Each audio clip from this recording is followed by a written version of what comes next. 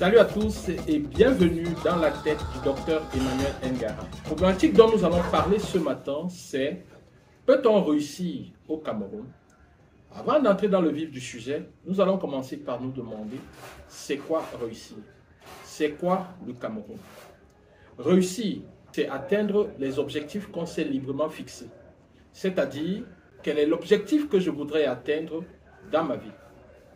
Est-ce que je voudrais avoir beaucoup d'argent? Est-ce que je voudrais avoir beaucoup d'enfants? Qu'est-ce que je veux exactement?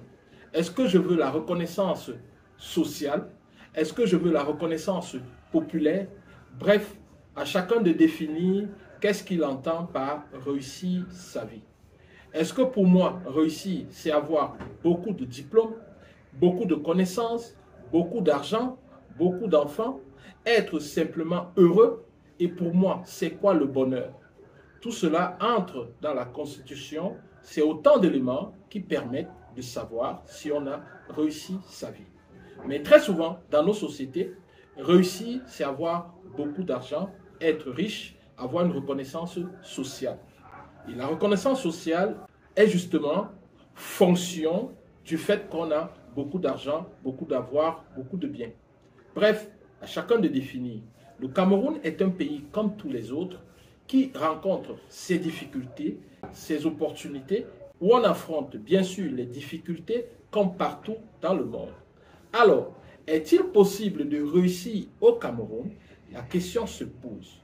Maintenant, allons voir le Cameroun avec ses différents enfants. Nous avons au Cameroun plusieurs personnes qui, malgré les difficultés, ont pu atteindre leurs objectifs et qui, aujourd'hui, peuvent dire qu'ils ont réussi leur vie. Parlons de ces Camerounais qui quittent le pays pour trouver le bonheur ailleurs. Généralement, lorsqu'on quitte le Cameroun, c'est avec la formation qu'on a reçue au Cameroun. C'est avec les grandes bases qu'on a reçues au Cameroun. Et lorsqu'on arrive au Canada, en France, aux États-Unis ou ailleurs, on s'exprime par rapport à tout ce qu'on a eu à accumuler au niveau du Cameroun. Est-ce à dire qu'il n'est pas possible d'exprimer tout ce talent-là au Cameroun? La question reste posée.